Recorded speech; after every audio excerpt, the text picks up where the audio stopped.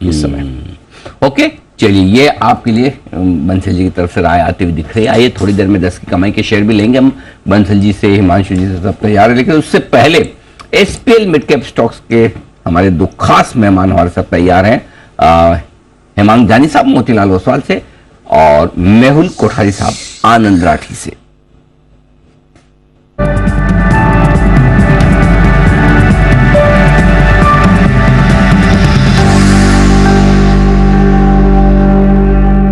Hemang sir सुप्रभात, स्वागत है आपका। आप बताएं सर, शुरुआत करें अपनी लॉन्ग टर्म पिक के साथ। Good morning Anil ji, good morning to all the panel members.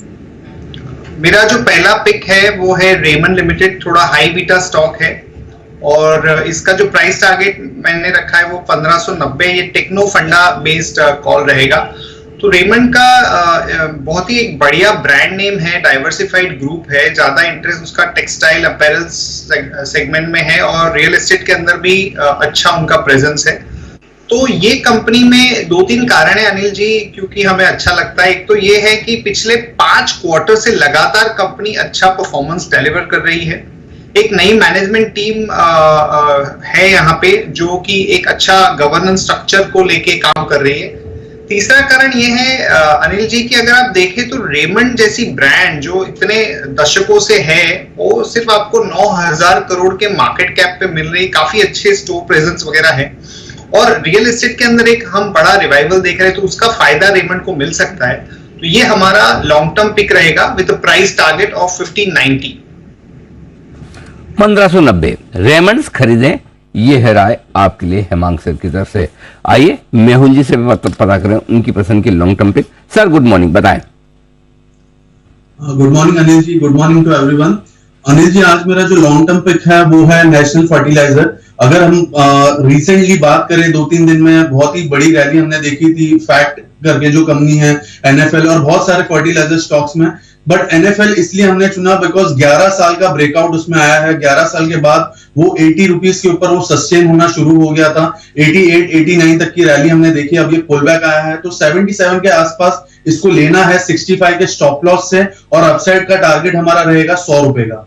Okay, 100 रुपए तक के टारगेट के लिए एनएफएल में यहां पर करनी है खरीदारी। ये स्टॉक है आपके लिए आता हुआ लॉन्ग टर्म पिक के तौर पर। आई कमोडिटी बाजार का अपडेट भी हमें लेना, 10 बज चुके हैं, एक्शन दे रहा है, समझ लें किस तरह का मूड माहौल वहां पर है। दीप बताएं। जी मूड माहौल ठीक है। कल हमने देखा था कमोडिटीज में बड़ी गिरावट आई थी, वहां से अगर आप देखें तो एक्चुअली आज कमोडिटी मार्केट में थोड़ा एक आपको हल्का फुल्का सा बाउंस बैक ही आते हुए दिख रहा है। रुपए की मैं बात कर लूं, कमजोर खुला है। कल भी हमने देखा था करीब 12 पैसे की कमजोरी हुई थी, आज सुबह 8 पैसे कमजोर दिख रहा है। मोर इम्पोर्टेंटली 82 के ऊपर आपको इस समय ट्रेड होते दिख रहा है। तो लगातार दूसरे दिन थोड़ी वीकनेस रुपए में बनी हुई है क्योंकि डॉलर भी मजबूत हो रहा है। बट कल डॉलर की मजबूती से सारे कमोडिटीज फिसले थे, आज एक बाउंस बैक आपको दिखा रहे हैं। कच्चा तेल 1/4% ऊपर है, 6650 के लेवल पर ट्रेड हो रहा है। नेचुरल गैस कल 9% की बड़ी तेजी के बाद, यही एक आउटलायर था कल जिसमें आपने बड़ा एक्शन देखा था, बाकी किसी भी कमोडिटी में आपने पॉजिटिविटी नहीं देखी थी। नेचुरल गैस कल की बड़ी तेजी के बाद आज ये थोड़ी मुनाफा वसूली दिखा रहा है, हल्की फुल्की सी नरमी है, कुछ ज्यादा बड़ा एक्शन वहां पर नहीं है। इसके अलावा गोल्ड यहां पर थोड़ी सी खरीदारी आ रही है, 1/4% ऊपर है, 125 रुपए ऊपर। सिल्वर यहां पर 50 रुपए की खरीदारी है, एकदम फ्लैट है। बेस मेटल्स यहां पर हल्की फुल्की खरीदारी आ रही है, कॉपर एकदम फ्लैट है। बट लेड और एल्यूमिनियम यहां पर 1/4% की तेजी आपको दिखेगी। जिंक में भी आपको मामूली खरीदारी आती हुई दिख रही है। तो हल्की सी खरीदारी बेस मेटल्स में दिख रही है, बट इतना बड़ा एक्शन कमोडिटी बाजार में नहीं है, ज्यादातर एक रेंज में ही कारोबार दिखेगा। बट हाँ, आज सुबह हमने देखा चीन का जो आर्थिक डेटा आया है वो काफी मजबूत था। आने वाले समय में क्या इस पर रिएक्शन आता है वो एक इंपॉर्टेंट फैक्टर है जो बाजार मॉनिटर करेगा। बट आज 11:30 बजे हम इस पर करेंगे नहीं चर्चा, क्योंकि होने वाला है फोकस एक बार फिर से कमोडिटी मार्केट पे, एग्री फोकस। सोया क्यों सस्ता और पाम क्यों महंगा, इन 2 सवालों के जवाब आपको दिए जाएंगे, क्योंकि हम सबसे जो सस्ता माने जाने वाली एक एग्री कमोडिटी है वो है आपके लिए पाम ऑयल।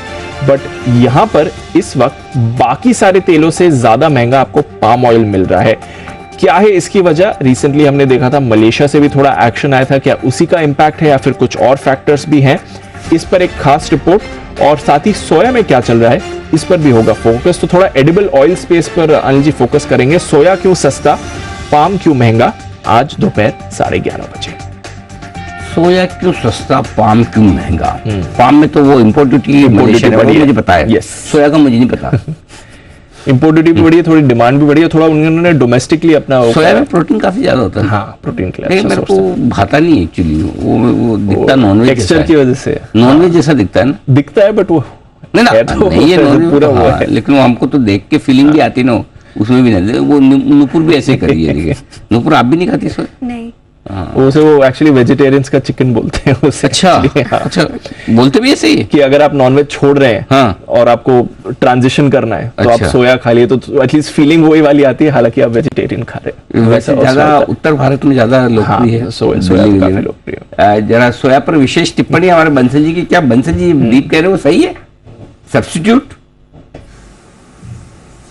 नहीं अनिल जी, ये कह सही रहे हैं अनिल जी, लेकिन मैंने एक रिसर्च करी थी अनिल जी, वो सोया चंक्स आते हैं ना, सोयाबीन आलू भी लोग खाते हैं, कई लोग सोचते हैं कि बहुत प्रोटीन ले रहे हैं। अनिल जी, जो मेरी रिसर्च थी वो थोड़ी गूगल से अनिल जी विपरीत है। मेरी रिसर्च तो ये कहती है कि वो जो सोया चंक होते हैं और दूसरे जो सोया के छोटे छोटे कंचे जैसे बॉल्स आते हैं अनिल जी, इनमें प्रोटीन नाम का अनिल जी कुछ नहीं होता है, सिर्फ एक फील गुड फैक्टर है।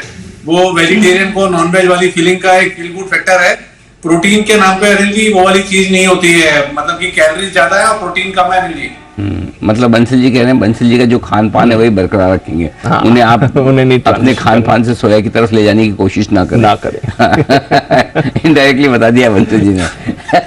ओके, तो ये है आपके लिए एक्शन पूरा का पूरा। बढ़ते हैं आगे। आज का विशेष कार्यक्रम सोया क्यों सस्ता, पाम क्यों महंगा, 11:30 बजे हमारी एग्री कमोडिटीज पे विशेष पेशकश देखिएगा। आइए 10 की कमाई में कुछ बेहतरीन स्टॉक्स आ रहे हैं आपके लिए, और जरा हिमांशु जी तैयार है अपने बताने के लिए। हिमांशु जी बताइए आपकी 10 की कमाई का शेयर। जी सर, तो 10 की कमाई के लिए कैमलिन फाइन ये पर्टिकुलर स्टॉक मुझे लगता है कि ब्रेकआउट की तैयारी करता हुआ नजर आ रहा है। आज वीकली चार्ट्स पर एक इन्वर्टेड हेड एंड शोल्डर का ब्रेकआउट आज देखने को मिला है। करंट लेवल्स लगभग 178 रुपए के आसपास हैं, तो मुझे लगता है कि 3 से 4 महीने के नजरिए इसके लिए स्टॉक में यहाँ पर खरीदारी की जा सकती है। कोई भी अगर डिप मिलता है 160 165 तक, तो वहां पर पोजीशन को ऐड करें। 150 रुपए के नीचे का क्लोजिंग बेसिस पर स्टॉप लॉस लगाएं, और यहाँ पर जो टारगेट है वो 230 से 250 रुपए तक का आता हुआ नजर आ सकता है। तो कैमलिन फाइन साइंसेस स्टॉक रहेगा खरीदारी के लिए। और अनिल जी, इस साल की शुरुआत में मैंने 2 जनवरी को जब शो कर रहे थे तो मैंने एक पिक ऑफ द ईयर दिया था अपना। स्टॉक का नाम था एप्टेक, जिसने कि आज नया 52 वीक हाई यहाँ पर लगाया है। तो एक अपडेट देना चाह रहा था। 330 रुपए के आसपास उसमें खरीदारी की सलाह दी थी। मुझे लगता है कि जिन्होंने उसमें खरीदारी करी उसमें स्टॉप लॉस ट्रेल करें 380 390 के नीचे का, और स्टॉक को अभी भी होल्ड करें। मुझे लगता है कि 600 रुपए तक के जो मैंने बड़े टारगेट दिए थे वो आते हुए देखने को मिल सकते हैं। तो कैमलिन फाइन ये है वो स्टॉक जहां पर 230 250 के टारगेट के लिए, और एप्टेक में भी बढ़िया एक्शन आता हुआ दिख रहा है। हिमांशु जी की राय आपके लिए खरीदारी करने के लिए आज से धन्यवाद हिमांशु जी। ये 10 की कमाई की बेहतरीन। अच्छा हिमांशु जी से याद आया, हिमांशु जी आपके पड़ोसी जो हैं उनके यहाँ अभी तक इंटीरियर का काम चल रहा है क्या? ऐसा ताजमहल बनवा रहे हैं? कितने टाइम से चल रहा है? अभी भी ठोक ठोक ठोक ठोक आवाज आ रही थी।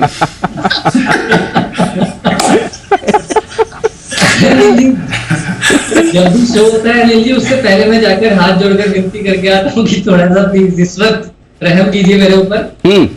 पर अभी तक अनिल जी मुझे लगता है कि मेरी एप्लीकेशन जो है वो कंसीडर नहीं हुई है। ऐसा तो नहीं हुआ कोई आपकी रिकमेंडेशन पे उनका स्टॉप लॉस ट्रिगर हो गया हो?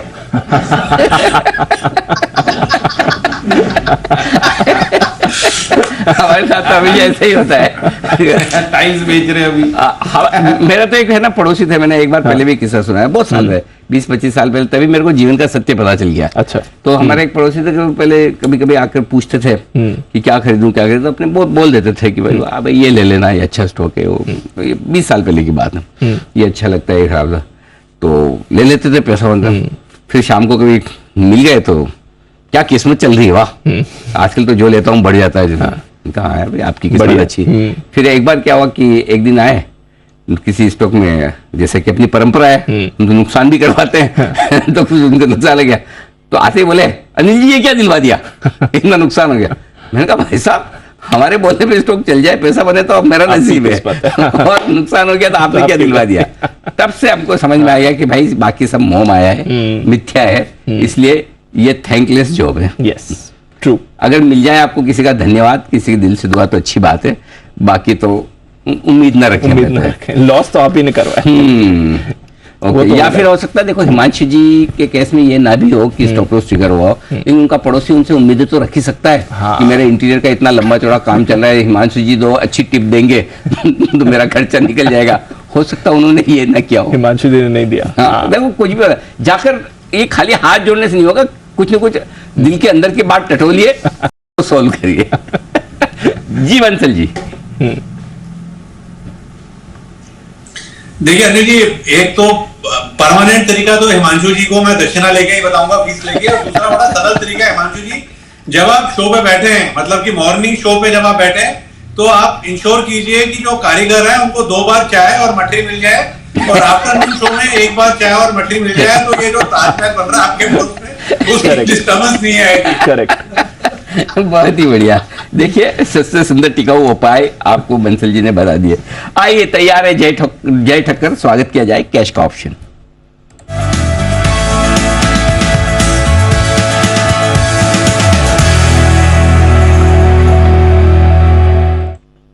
गुड मॉर्निंग जय, स्वागत है। आप बताएं कौन सा ऑप्शन ट्रेड किया जाए।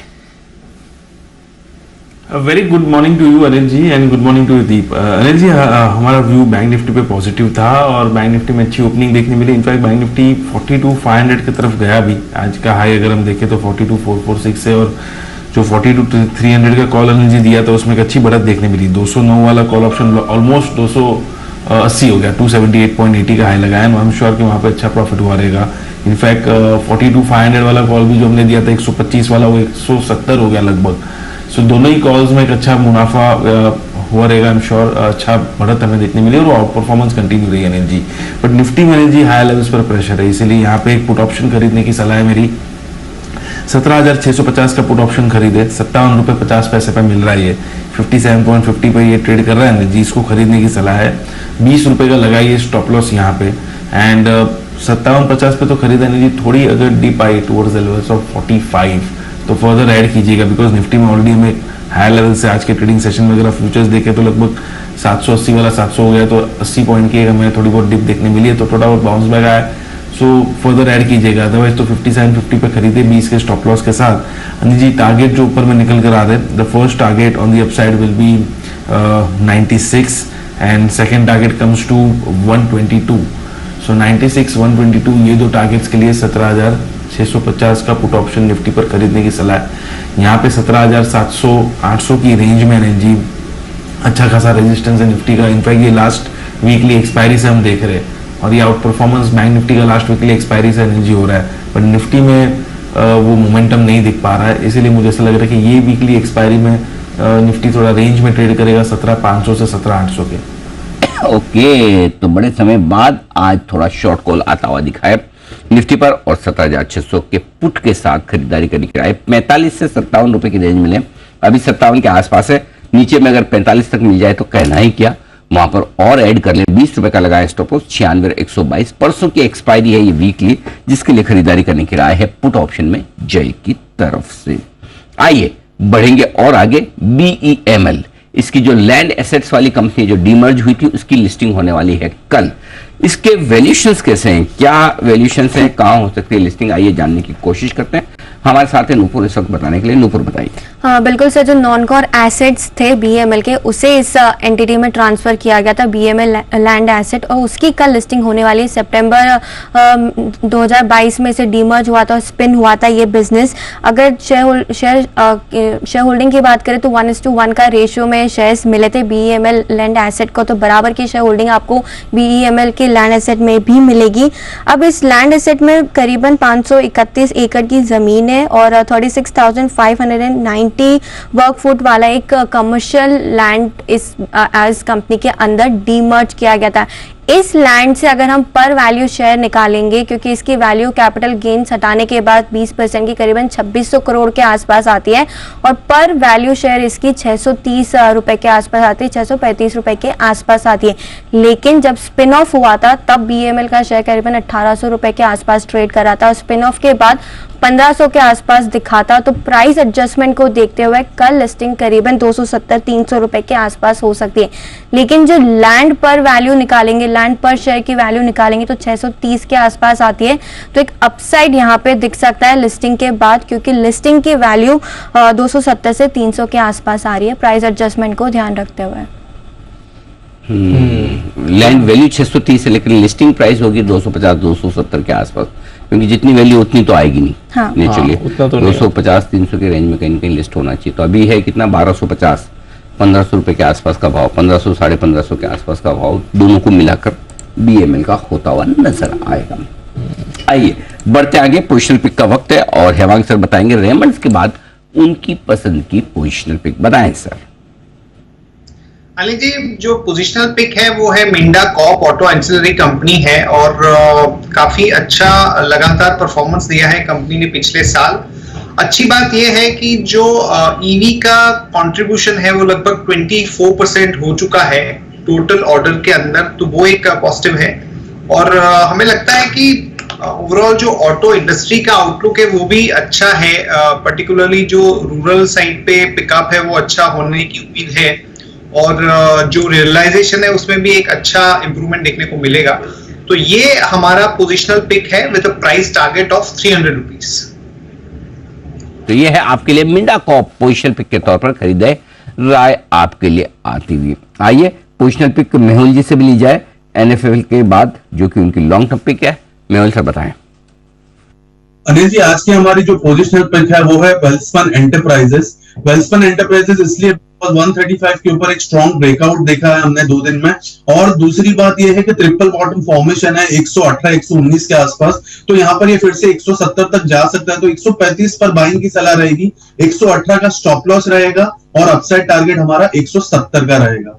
ओके, पोजिशनल पिक के तौर पर वेल्सपन एंटरप्राइजेस जहां पर खरीदारी करने की राय आपके लिए मेहुल जी की तरफ से। आइए हमारी खास सीरीज मार्केट आउटलुक में हम हमारे एक खास मेहमान से आपको मिलवाने वाले हैं। उससे पहले जल्दी से एक बार बाजार दिन के लो पॉइंट पर है, बता दूं 17,650 के आसपास बाजार पहुंचते हुए दिख रहे हैं, जहां से आपका बाई जोन शुरू होता है 17,575, 17,650, ज्यादा प्रिसाइजली 17,575, 17,625 होता है, लेकिन आप अब उस रेंज में पहुंच रहे हैं। दबाव आज सुबह से है, लगातार है।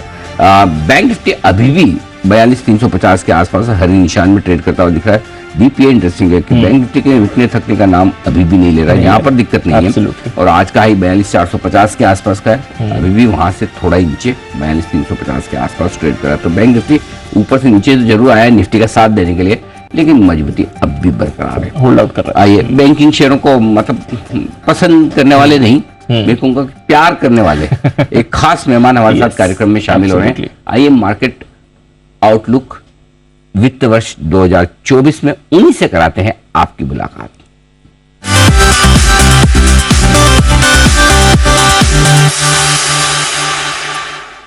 हेलिस इंडिया के CIO दिनशो ईरानी सर हमारे साथ कार्यक्रम में हो रहे हैं शामिल। दिनशो सर बहुत बहुत स्वागत है सर, गुड मॉर्निंग।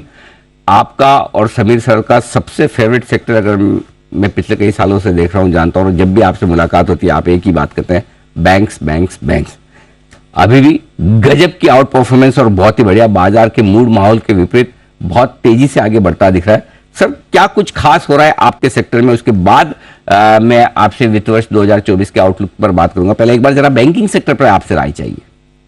अनिल जी धन्यवाद आपका शो पर आमंत्रित करने के लिए, और आपके और आपके दर्शकों को वेरी गुड मॉर्निंग। आपने सही बोला कि हम प्यार करते हैं हमारे स्टॉक्स के साथ, बट एक्चुअली प्यार तो करते हैं लेकिन एनालाइज एवरी क्वार्टर करते रहते हैं कि अंडरस्टैंड कि कुछ गलत तो नहीं हो रहा है यहाँ पे। बट जैसे मैंने आपने पूछा कि बैंकिंग सेक्टर के बारे में, हमें ज्यादातर प्राइवेट सेक्टर बैंक्स पसंद है क्योंकि वो कंज्यूमर फेसिंग बैंक्स होते हैं, इसलिए। और दूसरा, एक बीच में एक सवाल उठ रहा था बैंक्स के ऊपर कि निम्स कहीं पीक आउट तो नहीं हो गए, क्योंकि आपके इंटरेस्ट रेट साइकिल तो बढ़ गए हैं लेकिन डिपॉजिट बढ़ नहीं रहे थे, और भी तो इसलिए सवाल यही था कि निम्स पीक आउट हो रहे हैं कि नहीं। पर हमारा यही कंटेंशन था यहाँ पे कि नेट इंटरेस्ट मार्जिन शायद पीक आउट हो जाए, कंप्रेस नहीं होगा लेकिन पीक आउट होगा, क्योंकि डिमांड अच्छी रहेगी। और अब वो आपने देख लिया कि अभी तक जिन बैंकों ने अपने फॉरवर्ड एस्टिमेट्स दिए हैं या रिजल्ट डिक्लेयर किए हैं, ICICI का तो आज है रिजल्ट, वैसे HDFC ने कर लिया था, क्रेडिट ग्रोथ काफी अच्छा है हर एक उसमें, और वो हमें लगता है कि वो जारी रहेगा, क्योंकि अगर जो आप हमारा कंजम्पशन साइकिल देखें, आई थिंक वो पिकअप अभी फेज में है, इसलिए हमें तो लग रहा है कि ये एक रैली चालू हुई है बैंकिंग सेक्टर में और वो शायद जारी रहेगी। ये फिस्कल तो पक्का ही गिवन है कि जारी रहेगी यहाँ पे। बैंक्स पर परफॉर्मेंस दमदार है और आगे भी जारी रहेगी। चलिए, ये तो बात हुई बैंक्स की सर, लेकिन ओवरऑल मार्केट पर भी आपका व्यू लेना चाहता हूं। क्या पिछले फाइनेंशियल ईयर के मुकाबले में ये साल बेहतर साबित हो सकता है? क्या व्यू है आपका? जी, पिछले फाइनेंशियल साल तो इतना अच्छा था भी नहीं, मतलब उससे तो बेहतर ही रहेगा, वो तो हम बोल ही सकते हैं, लेकिन हमें ये लग रहा है कि ये पहला जो हाफ है वो शायद एक बैंड में रहेगा, क्योंकि एक तो ग्लोबल इवेंट्स भी इतना सपोर्ट नहीं कर रहे हैं यहाँ पे, और दूसरा डोमेस्टिक भी आप अगर जो देखें तो इन्फ्लेशन तो कंट्रोल हो गया थोड़ा अभी तक, लेकिन क्रूड वापस बढ़ गया है, तो एक्चुअली WPI तो आप देख नहीं सकते ज्यादा, क्योंकि उसका YOY नंबर बहुत ही 14% वहां पे ग्रोथ दिख रहा था मार्च में, इसलिए थोड़ा YOY में आपको 1% दिखा है, वो शायद उधर ही रहेगा आपको ये पूरे अगस्त सितंबर तक इतना ही आपको दिखेगा, क्योंकि एक पीक आउट हुआ था उस समय वहां पे WPI पर। CPI शायद आपको थोड़ा वही स्ट्रेच दिखे, 6-6.5 के आसपास दिखे आपको, तो इसलिए हमें लग रहा है कि वो थोड़ा एक पुल बैक देगा। और दूसरा रूरल इकोनॉमी जो हम एक्सपेक्ट कर रहे थे कि पिकअप आएगा, पर वहां पे भी पिकअप काफी टैपेड है,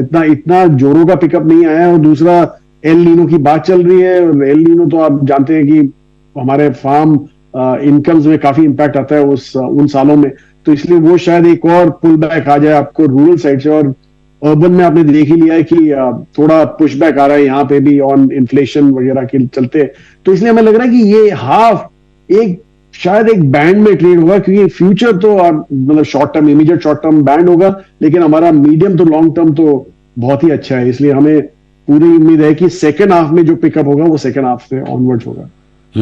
तो ये है आपके लिए मार्केट पर व्यू आपके लिए। अच्छा, एक और चीज जो सर इस फाइनेंशियल ईयर की शुरुआत में जो इंटरेस्टिंग होती है, देखिए RBI ने ब्याज दरें बढ़ाना रोक दिया है। कब से आप उम्मीद कर रहे हैं कि ब्याज दरें घटना शुरू होगी, और उसके बाद तो फिर आपके बैंकिंग के अलावा सारे रेट सेंसिटिव सेक्टर स्टॉक्स ये बढ़िया एक्शन में रहेंगे?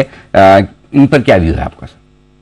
जी देखिए, वहां पे हमें ऐसे लग रहा है कि हमें इमीडिएट तो लग नहीं रहा कि वहां पे कट आएगा।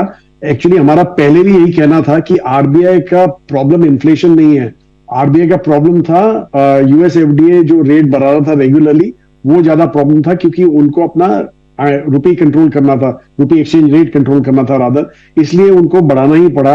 तो उसके चलते हमें ये लगा, जब वहां पे उन्होंने वो किया कि अच्छा मैं 25 BP करूंगा और उसके बाद एक और शायद 25 BP लूंगा मई में, तो हमें तभी लगा था कि RBI शायद थम जाएगा, मे भी एक 25 BP लेगा जस्ट टू थोड़ा रिस्पेक्ट करने के लिए, लेकिन RBI ने बहुत ही बढ़िया किया कि वो उसी समय थम गए। लेकिन कट जो आप बोल रहे हैं वो शायद हमें लग रहा है कि वो आपके सितंबर-दिसंबर क्वार्टर में ही आपको देख सकता है, उसके पहले बहुत मुश्किल है, क्योंकि हमें ऐसे लग रहा है कि इन्फ्लेशन एक बार फिर से थोड़ा रेयर तो नहीं करेगा, पर काफी हद तक स्टिकी रहेगा ये लेवल पे, इसलिए हमें नहीं लग रहा कि RBI जल्दबाजी में कट करेंगे इंटरेस्ट रेट्स।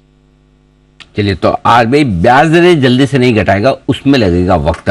रिजल्ट सीजन ये चौथी तिमाही भी है और पूरे साल भर के नतीजे भी इसके साथ कंप्लीट हो जाएंगे।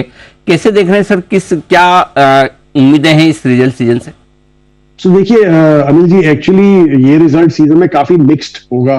ऑलरेडी आपने देख लिया कि एक साइड पे जो IT के कंपनी ने रिपोर्ट किया वो नंबर बड़ा ही डिसअपॉइंटिंग था। 12 आपने हमारे इंटरव्यू सुने होंगे पिछले, आई थिंक जुलाई से हम बोल रहे हैं कि हमें तो लग रहा है कि खराब है, सेक्टर खराब है। बहुत ही बढ़िया चला था 6 महीने लास्ट ईयर के, पर जनवरी में थोड़ा उथल पुथल हो गया वो सेक्टर में, लेकिन उसके बाद फिर से लाइन में आ गया। तो हमें ये लग रहा है कि IT तो एक्चुअली एक पुल बैक देगा आपको, मतलब रिजल्ट्स में काफी खराब नंबर आएंगे सब IT कंपनियों के, और ये क्वार्टर भी उनके नंबर खराब ही होने वाले हैं, क्योंकि जो कमेंट्री हमने सुनी है दोनों कंपनियों से, जो बड़ी कंपनियों ने डिक्लेयर किया है, उससे ऐसे ही लग रहा है कि ये क्वार्टर भी शायद उनका स्ट्रेस रहेगा in terms of not only margins but top line में भी ज्यादा कंफर्ट नहीं आएगा। बहरहाल there are other sectors also, जैसे आपने बैंकिंग की बात की, वो वहां पे तो रिजल्ट बहुत ही फिनोमिनल आ रहे हैं और आने वाले भी हैं सबके। तो ये ऐसे मिक्स बैग जैसा रहेगा, जैसे कमोडिटी प्लेस हो गई, वहां पे कमोडिटी प्राइसेस, जो कमोडिटी जिनका एक बड़ा रॉ मटेरियल कंपोनेंट है, वो कंपनीज आपको रिजल्ट अच्छे दिखाएगी क्योंकि कमोडिटी प्राइसेस नीचे आ गए, लेकिन बहरहाल जो कमोडिटी कंपनीज होगी वो खराब दिखाएंगी। तो ओवरऑल आप नंबर देखेंगे तो इतने बढ़िया नंबर नहीं होंगे, mid to single digits growth दिखेगा आपको अर्निंग्स में ये साल। But if you take off से कमोडिटी कंपनीज या आईटी कंपनी वगैरह, ये सब जो जहां पे स्ट्रेस है, तो तब तो काफी अच्छा नंबर दिखने वाला है वहां पे। तो ये है आपके लिए पूरा का पूरा नतीजों के सीजन का विश्लेषण। अब बताएं सर, कहां है आपके लिहाज से निवेश के मौके, कहां पॉजिटिव या बुलिश रहना चाहिए? जी, हम तो आप भी पहले ही बोल दिए कि जहां ट्रेन हमें जिस सेक्टर से, वो तो हमारा बिल्कुल ही फोकस रहेगा और वो फोकस जारी रहेगा, क्योंकि अगर जो इंडियन जीडीपी ग्रोथ आने वाली है तो वो सेक्टर इग्नोर नहीं कर सकते हो आप। एटलीस्ट जो कंज्यूमर फेसिंग बैंक्स होते हैं जैसे प्राइवेट सेक्टर वाले, तो वो तो बिल्कुल इग्नोर नहीं कर सकते। तो वहां पे हमारा फोकस जारी रहेगा। दूसरा फोकस जो आज की तारीख में थोड़ा आपको अपॉर्चुनिटीज देगा, क्योंकि जैसे मैंने बोला कंजम्पशन स्पेस में थोड़ा पुल बैक आ रहा है, पुश बैक आ रहा है rather in terms of consumption.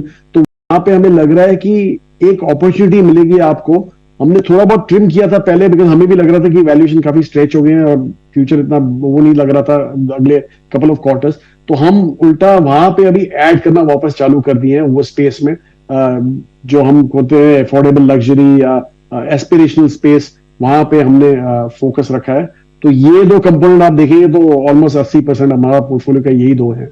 बिल्कुल। तो बैंकिंग, फाइनेंस, घरेलू कंजम्पशन वाले शेयरों पर बुलिश है। कहीं कोई सावधानी रखने की जरूरत?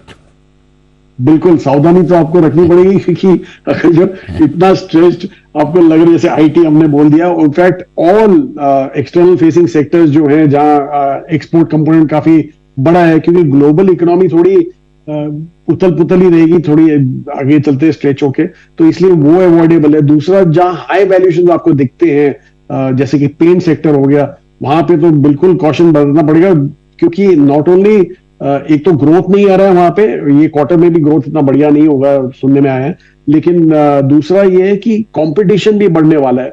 एक बड़ा ग्रुप आ रहा है कंपटीशन में के सामने पेंट सेक्टर के, तो वो सब प्रेशर रहेंगे और वैल्यूएशन भी काफी स्ट्रेच्ड है, ग्रोथ रेट और ये बढ़िया नहीं, तो ये सब आपको सेक्टर जो है वो अवॉइडेबल है।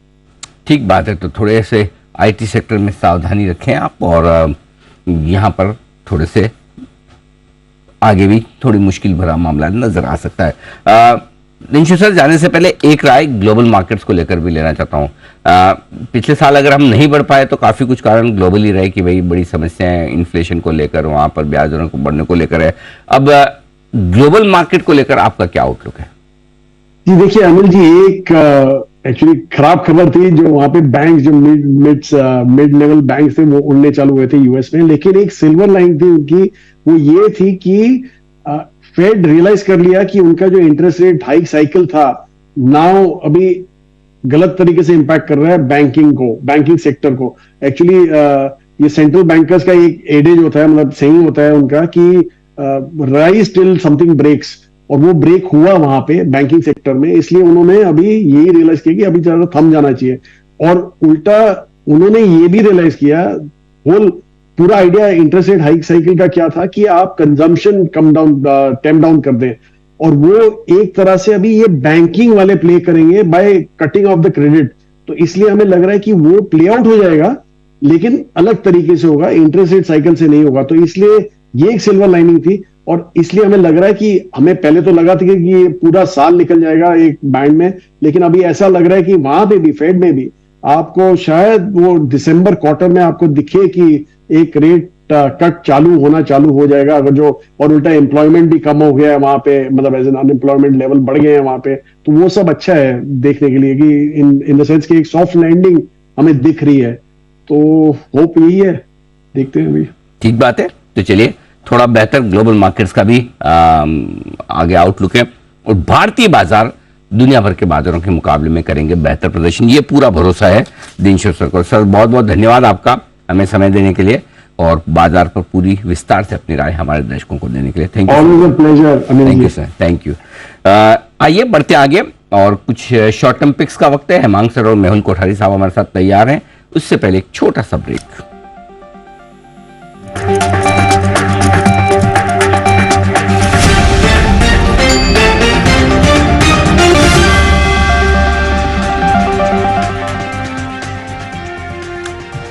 स्वागत है आपका ब्रेक के बाद। आप देख रहे हैं 10 की कमाई और स्टेबल है बाजार। बैंक्स आपको होल्ड आउट कर रहे हैं, लगातार सहारा वहां पर है। निफ्टी भी थोड़ा इनिशियल डिप के बाद 30 पॉइंट नीचे ही स्टेबल कारोबार होते हुए दिख रहा है।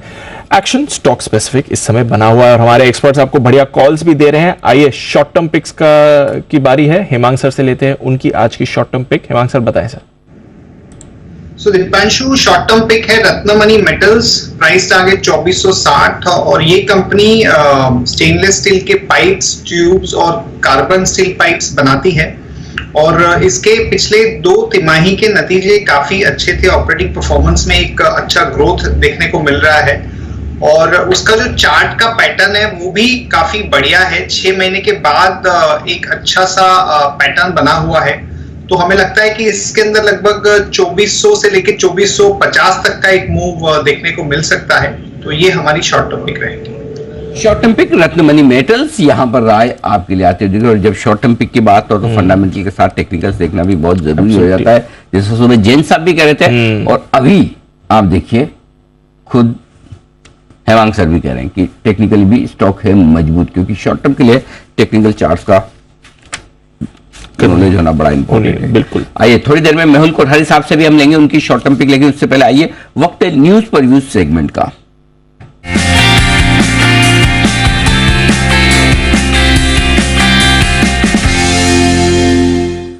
और आज हम मुलाकात करने जा रहे हैं कंपनी, उसका नाम है शेयर इंडिया सिक्योरिटीज। मैं बता दूं आपको कंपनी का परिचय 1994 में हुई थी इस कंपनी की शुरुआत। दिग्गज फिनटेक कंपनी और रिटेल इन्वेस्टर्स को ट्रेडिंग टूल्स देने का ये कारोबार करती है। ऑप्शन ट्रेडिंग सेगमेंट में 5% से ज्यादा मार्केट शेयर इंडिया के पास है। 18 राज्यों में 850 से ज्यादा ब्रांचेज है और 23,000 से ज्यादा क्लाइंट्स हैं कंपनी के पास। और साल 2000 में शेयर इंडिया स्टॉक मार्केट्स में बीएसई पर लिस्ट भी हुआ था। बीएसई एनएसई दोनों पर ट्रेड करने वाली ये कंपनी। आइए हम आपकी मुलाकात करवाते हैं कंपनी के डायरेक्टर सचिन गुप्ता साहब हमारे साथ कार्यक्रम में हो रहे हैं शामिल, जो 2003 से कंपनी के साथ हैं। 2007 में डायरेक्टर बने हैं और 2017 में होल टाइम डायरेक्टर। और कंपनी के कारोबार, मार्केटिंग, ऑपरेशंस और ग्रोथ स्ट्रेटेजी बनाने की जिम्मेदारी सचिन गुप्ता साहब की है। और उसी से रिलेटेड एक बड़ा डेवलपमेंट हुआ है जिस वजह से हमने कंपनी को आज आमंत्रित किया है। 15 अप्रैल को कंपनी की तरफ से एक्सचेंजेस पर एक नोटिस आया है जिसमें उन्होंने यू ट्रेड एल्गो एक प्रोडक्ट लॉन्च किया है रिटेल इन्वेस्टर्स के लिए, एल्गो ट्रेडिंग के लिहाज से। सबसे पहले सचिन जी बहुत बहुत स्वागत है आपका, धन्यवाद हमें समय देने के लिए। बताएं सर, ये जो आपने प्रेस रिलीज में कहा है कि आपकी एक सब्सिडरी में आप यू ट्रेड एल्गो लॉन्च करने जा रहे हैं, यू ट्रेड एल्गो ये है क्या, किस तरह का प्रोडक्ट है? नमस्कार अनिल जी, आपने मुझे टाइम दिया, थैंक यू उसके लिए। धन्यवाद sir. You trade algo sir हमारी कंपनी का एक विजन था कई साल से कि एल्गो ट्रेडिंग जो है आज इंडिया में एक मिथ हो गया है कि बड़े लोगों का कारोबार ही हो सकता है। इसमें जो रिटेल इन्वेस्टर है उसके लिए कोई ऐसा टूल अवेलेबल नहीं है जो कि जिससे कि वो अपना आर्बिट्राज करके ट्रेडिंग करके एक स्टडी इनकम क्रिएट कर पाए। आज क्या है कि एल्गो ट्रेडिंग या तो बड़े ब्रोकर्स या बड़े एचएनआईज के लिए रह गया, बिकॉज इसकी एक्सेसिबिलिटी, इसकी कॉस्ट बहुत हाई है। तो बोर्ड का एक व्यू था सर 2 साल से कि हम लोग को इस टेक्नोलॉजी को, जो इसमें शेयर इंडिया खुद भी काम करता है, अपने बड़े क्लाइंट्स के साथ भी शेयर करता है, इसको हिंदुस्तान के घर घर तक लेके जाना है, हर रिटेल को इसमें आ पाए ऐसा ताकत बनाना है। तो सर हमने यू ट्रेड हमारी एक सब्सिडरी कंपनी है, एक टेक कंपनी है, वो 2 साल से पूरी टीम ने मेहनत करके एक प्रोडक्ट डेवलप किया है, उसका नाम है यू ट्रेड एल्गोस। मतलब आप अपने एल्गोस खुद ट्रेड कीजिए। तो सचिन जी ये कैसा, मतलब कैसे ट्रेड होगा ये, मतलब क्या कोई ऐप होगी या आपकी वेबसाइट पर लॉगिन करके रिटेल इन्वेस्टर ट्रेड कर पाएंगे, और इस प्रोडक्ट को इस्तेमाल कैसे कर सकते हैं? सर ये एक IBT internet based trading platform पे चलेगा। इसका एक ऐप होगा यू ट्रेड का, लोग उसके थ्रू लॉगिन करेंगे और अपना यूजर आईडी पासवर्ड देंगे और शेयर इंडिया अभी उनका एकमात्र ब्रोकर उसमें रहेगा, उनको शेयर इंडिया में अकाउंट खोलना पड़ेगा और उसके बाद वो लोग लॉगिन करके वहां पर वो ट्रेडिंग कर सकते हैं। जैसे जिस किसी को आपने जैसे बोला जी आप ऐप बेस भी होगा, और वेब बेस भी होगा, ये उनके वेब से भी लॉगिन कर सकते हैं। अच्छा, अब आप ये कह रहे हैं कि भाई ये तो रिटेल इन्वेस्टर्स के लिए, और ये बात सही भी है, आमतौर पर हम भी यही समझते हैं, हिंदुस्तान में सब लोग ये समझते हैं कि भाई एल्गो ट्रेडिंग तो बड़े लोगों के लिए बड़ा, जिनको मार्केट की भी समझ होनी चाहिए, पैसे भी ज़्यादा होने चाहिए, जो दिन भर सिस्टम के सामने बैठे रहे, एक्टिव रहे। तो ये क्या ये सारी कंडीशंस कोई पूरी नहीं करता है फिर भी एल्गो ट्रेड कर सकता है? जी सर, हमने ऐसी ही कोशिश इसमें की है कि इसके अंदर जो भी पार्टिसिपेंट हो, जरूरी नहीं है उनको सारा दिन एल्गो के सामने बैठना है। अनिल जी, एल्गो का फायदा यही है कि उसमें प्री डिफाइंड पैरामीटर्स होते हैं, आप वो पैरामीटर्स के हिसाब से अपना कैपिटल एलोकेट कर दें तो एल्गो वो दिन भर फिर अपने आप ट्रेड करता रहता है। आज भी हम लोग को एल्गोस में फुल डे बैठने का जरूरत नहीं रहता है। तो इसमें क्लाइंट अगर अपना पैसा एलोकेट कर देता है, और कोशिश ये रहेगी कि इसको हम धीरे धीरे 2 लाख रुपए तक का टिकट साइज पे ले आए ताकि ज्यादा से ज्यादा लोग इसमें पार्टिसिपेट कर पाए, और कोशिश यही रहेगी कि छोटा रिटेलर भी आए और वो ऑटोमेटिक ट्रेड का फायदा उठा पाए सर, मार्केट में पैसा कमाने के लिए। करेंगे अगर किसी के पास इन्वेस्टमेंट के लिए 2 लाख रुपए का अमाउंट है तो उस अमाउंट से वो एल्गो की शुरुआत कर सकता है, राइट? जी जी अनिल जी, इसमें एक और खास बात है जो मैं आपको माध्यम से जी बिजनेस के दर्शकों को बताना चाहता हूँ। इसमें जैसे सेबी गाइडलाइंस हैं, इसमें लोग अपना आधा 50% स्टॉक भी दे सकते हैं, 50% आप कैश कोलैटरल दे सकते हैं। तो जो उनका ऑलरेडी इन्वेस्टमेंट है उसका भी यूज एल्गो ट्रेडिंग के थ्रू पैसा कमाने के लिए किया जा सकता है। अच्छी बात है। अच्छा, तो आप चूंकि जब आपने इतना, आप कह रहे हैं कि 2 साल से इस प्रोडक्ट पर आप काम भी कर रहे थे और अब जाके लॉन्च किया है, रिटेल पर आपका टारगेट है, तो कुछ सर लक्ष्य रखे हैं आपने, टारगेट रखा है कि कितने क्लाइंट्स आप हासिल करना चाहते हैं आने वाले समय में, कितना बड़ा ये आपके लिए रेवेन्यू लाने का काम कर सकता है, कंट्रीब्यूशन कितना आ सकता है, कुछ इस पर कैलकुलेशन की है? अनिल जी देखिए, अभी रेवेन्यू नंबर्स पे तो मैं नहीं ज्यादा बताना चाहता, बात नहीं कर सकता, लेकिन सर ऐसा है कि हमारा गोल ये है कि हम इसको, अभी जैसे आपने बताया बीटा वर्जन हमने लॉन्च किया है। बीटा वर्जन का मतलब है एक टेस्टिंग वर्जन है, जो एक क्लोज सर्कल जो है टेस्ट हो रहा है। हम इसको लगभग 2 महीने में यूट्रेड इसको फुली लॉन्च कर देगा। हमारा टारगेट है हम 1 साल में इसको इंडिया के अलग अलग कोने तक, टायर 2 टायर 3 सिटीज तक पहुंचे और लोगों को इसके बारे में जानकारी दें। तो जिस हिसाब से इंडिया में रिटेल ग्रोथ हो रही है, सेबी ने जो इनिशिएटिव्स लिए हैं उससे रिटेल का कॉन्फिडेंस स्टॉक मार्केट में बढ़ा है। हमें उम्मीद है कि सर 1 साल में हम लगभग 2 लाख कस्टमर इस पर ओपन कर जाएंगे सर। तो साल भर में काफी कुछ इंटरेस्टिंग हो सकता है। अच्छा, एक चीज और बताएं कि मतलब क्या एल्गो ट्रेडिंग में फिक्स रिटर्न बनाया जा सकता? अच्छा, फिक्स ना भी हो समझो, तो अगर फिक्स बनाए जा सकते तो वो अच्छी बात है, या फिर ना भी हो तो क्या ये कह सकते हैं कि रेगुलर इनकम के तौर पर अगर कोई ट्रेडर या इन्वेस्टर देख रहा है कि मैं एल्गो ट्रेडिंग करूं तो ऐसा करना संभव है? नहीं sir fix return stock market में तो सर आपसे अच्छा कोई नहीं जानता, नहीं बन सकता है। फिक्स रिटर्न तो सर ट्रेडिंग है, कभी इसमें हार होती है, कभी जीत होती है।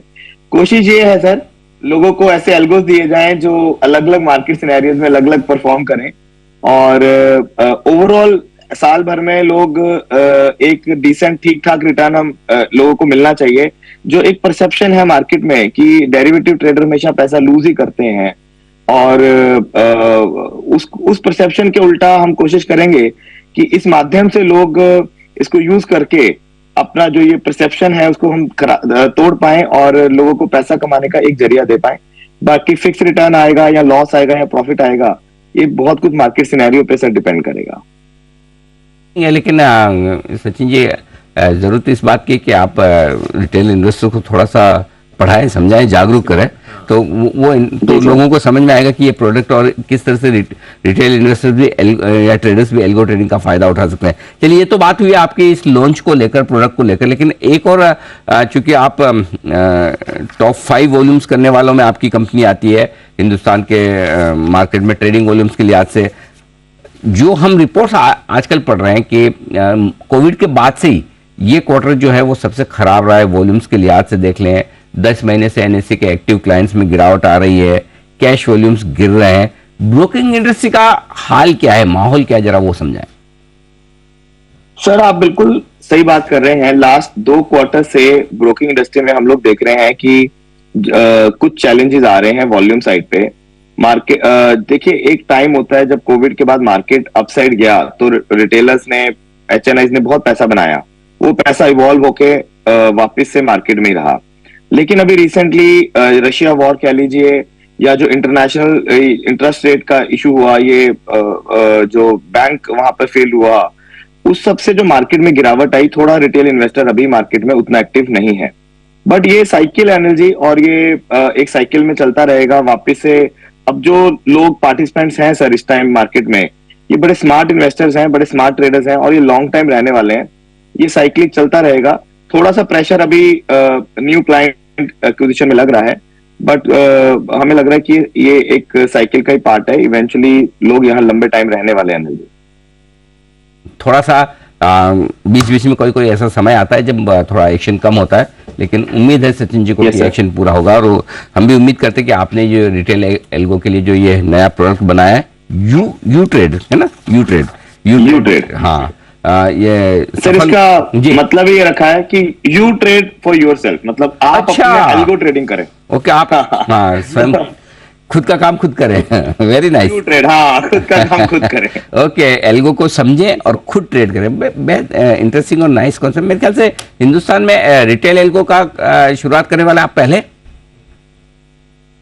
अभी देखो, कह सकते हैं कि एक जो ऑर्गेनाइज एफर्ट है वो ठीक तरह से हम लोग अभी कर रहे हैं। बाकी सर कोशिश यही है कि इसमें इन्वेस्टर एक्चुअली पैसा कमाए। जो बाजार में है कि लोग आते हैं, गवाते हैं और चले जाते हैं, उस धारणा को तोड़ने के लिए कोशिश करेंगे सर। ठीक बात है। चलिए, बहुत बहुत बधाई आपको और हमारी शुभकामनाएं भी। उम्मीद करें कि आप कुछ बढ़िया और कुछ बेहतरीन रिटेल इन्वेस्टर्स के लिए करने जा रहे हैं, उसमें आपको सफलता मिले, आपका प्रोडक्ट सक्सेसफुल हो। सचिन जी, बहुत बहुत धन्यवाद हमें समय देने के लिए और अपने इस प्रोडक्ट पर हमारे दर्शकों को विस्तार से बताने के लिए। Thank you so much sir. Thank you very much. Thank you Anil. धन्यवाद। शेयर इंडिया सिक्योरिटीज स्टॉक है, ये लिस्टेड भी, और स्टॉक लगभग 1% 1200 रुपए के आसपास ट्रेड करता हुआ दिख रहा है आज के सेशन। ये है आपके लिए शेयर इंडिया। आइए बढ़ते आगे, और अब वक्त है शॉर्ट टर्म पिक्स का, और मेहुल कोठारी साहब इंतजार कर रहे हैं अपनी पिक देने के लिए। वेल्सपन एंटरप्राइजेस तो वो बता ही चुके हैं, पोजिशनल। शॉर्ट टर्म भी बताएं सर। सर जी, आज की हमारी शॉर्ट टर्म पिक है वो है रियल्टी पैक से। रियल्टी निफ्टी रियल्टी में हमने देखा एक स्ट्रॉन्ग ब्रेकआउट आया है, तो आज हमारी जो पिक है वो है ओबेरॉय रियल्टी। अभी एक फ्रेश ब्रेकआउट आया है 935 के पास, तो 935 के पास इसको बाइंग की सलाह रहेगी। 905 का स्टॉप लॉस रहेगा और 995 का हमारा अपसाइड टारगेट रहेगा। ओके, तो ये है आपके लिए ओबेरॉय रियल्टी, जहां पर आपको करनी है खरीदारी। ये है शॉर्ट टर्म पिक मेहुल जी की तरफ से। आइए राकेश जी, कुणाल जी की 10 की कमाई भी ले ली जाए। बताएं सर, आपकी 10 की कमाई का स्टॉक। दिवांशु, 10 की कमाई में आज मैंने और राकेश जी ने चुना है जेके टायर्स को। जेके टायर्स पर हमारी खरीदारी की राय है मध्यम से लंबी अवधि के लिए। स्टॉक में हमने करेक्शन देखा है ऊपरी स्तरों से, लगभग 200-210 का लेवल छू लेने के बाद स्टॉक लगभग 150 रुपए तक करेक्ट हुआ। वापस से एक बेस बनाकर इस पे अपमूव बनता दिख रहा है। ऑटो एक्सिलरीज और विशेष रूप से टायर स्टॉक्स पर हम बुलिश हैं। जेके टायर में एक फ्रेश ब्रेकआउट चार्ट पर आता हुआ दिख रहा है, तो इन स्तरों पर गिरावट में इसको एक्यूमुलेट करें मध्यम से लंबी अवधि के लिए। Over to Rakesh. दिवांशु, बेहतरीन टेक्निकल स्ट्रक्चर है। 163, 164 is a good price to buy and accumulate. इन स्तरों पर 160, 164 कह रहा हूं, और हमारे टारगेट्स है 205 से लेकर 210 के, और ये टारगेट्स 2 महीने में देखने को मिल सकते हैं। तो 2 महीने का नजरिया बना के 160, 164 के जोन में जेके टायर में निवेश की राय है। जेके टायर यहाँ पे निवेश करिए। थोड़ी देर पहले हमने देखा था अपोलो टायर्स पर भी एक ब्रेकआउट आ रहा था। बल्कि सारे टायर स्टॉक्स आज आपको मूवमेंट दिखा रहे हैं, तो एक अच्छा एक्शन इस स्पेस में बन रहा है बाजार की। ऑटोज में हमने देखा था चुनिंदा काउंटर्स मूव कर रहे थे, बट सारे टायर स्टॉक्स एक्शन में। अपोलो टायर्स देख लीजिए, जेके देख लीजिए, सीएट 5.5% ऊपर है आज। एमआरएफ, टीवीएस, श्री चक्र, गुडियर, बालकृष्ण, ये सारे काउंटर्स मूव कर रहे हैं। तो टायर स्टॉक्स आज एक आउटलायर है इस बाजार का। आइए, एक ट्रेडिंग कॉल जय की तरफ से आ रही है, बिगुल उनके लिए जय का जैकपॉट।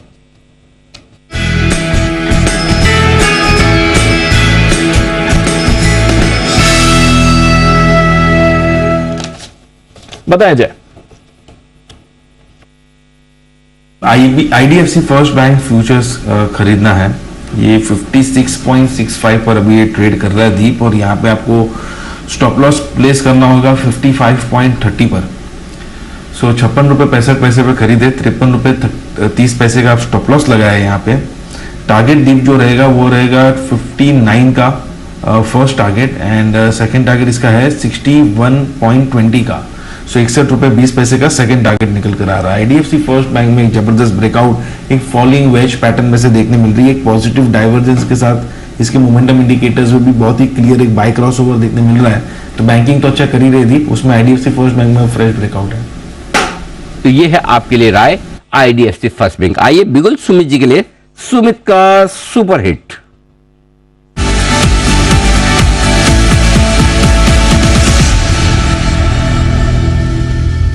जी सुमित जी बताएं सर।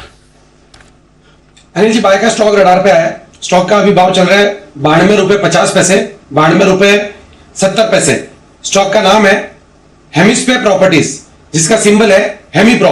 हेमिस्फेयर प्रॉपर्टीज के अंदर यहां से ऊपर का मूव देखने को मिलना चाहिए। स्टॉक के अंदर मेरे को लग रहा है कि एक बड़ा मूव आने वाले दिनों में आने वाला है। स्टॉक के अंदर खरीदारी करें, जिन्होंने ले रखा है वो लोग अभी होल्ड करें। रिसेंट का स्विंग हाई स्टॉक का ऊपर में 93.70 है। जैसे ये लेवल ऊपर में निकलेगा ₹100 तक के लेवल आने वाले कुछ ही दिनों में हेमिस्फेयर प्रॉपर्टीज के अंदर ऊपर की तरफ देखने को मिल सकते हैं। ₹89, ₹90 ये स्टॉक का नीचे में सपोर्ट है, तो 90 के नीचे का स्टॉप लॉस लगा के हेमिस्फेयर प्रॉपर्टीज पर खरीदारी करके चलने का सलाह रहेगा। ऊपर में पहला टारगेट बनेगा ₹97 का, दूसरा टारगेट बनेगा ₹100 का। 2-4 दिनों के लिए खरीदारी करें 89 के स्टॉप लॉस से, 97 से 100 के टारगेट्स के लिए। ओके, हेमिस्फेयर प्रॉपर्टी सेंचुरी मारने के मूड में है, ऐसा बता रहे हैं सुमित जी। कल दो जनों की सेंचुरी लगते रहेगी। हाँ। डेविड कॉर्नवे साहब की और उनके अपने फाफ डुप्लेसिस नहीं ग्लेन मैक्सवेल, दोनों लगभग बराबर ही पहुंचे थे। हाँ मैच अच्छा था। कोई भी स्कोर सेफ नहीं, छोटा नहीं है, सेफ नहीं है, कोई भी सेफ नहीं, कोई भी छोटा नहीं है। सब कुछ अचीव हो सकता है। एब्सोल्युटली। हिम्मत करके मारपीट तो करो, करो बस। हाँ, बस करो। चलिए किस किसने देखा था मैच कल, जरा एक बार हाथ खड़ा करिए। जय ठक्कर, मेहुल जी, वागले साहब ने भी। वागले साहब ने भी देखा? अरे वाह, वागले साहब क्रिकेट देख रहे हैं, क्या बात कर रहे हैं? ओके, पूरे मजे, वेरी गुड। मुझे लगा आप अंपायर वाले रोल में आ गए अब तक। चलिए, तो बाकी सब ने भी जिसने देखा बढ़िया है, नहीं तो एंजॉय कीजिए। अच्छे मैचेस आजकल देखने को मिल रहे हैं। चलिए विदा लेने का वक्त है। वागले साहब, जय ठक्कर साहब, मेहुल कोठारी जी, आप सबका बहुत बहुत शुक्रिया और धन्यवाद। सुमित जी का, हिमांशु जी का, कुणाल जी और राकेश जी का भी दिल से आभार हमारा साथ देने के लिए। दोपहर के शो में आप सबसे फिर होगी मुलाकात। मुझे और दीप को इजाजत दीजिए। देश के प्रति सम्मान के साथ करेंगे हम शो का समापन। जय हिंद।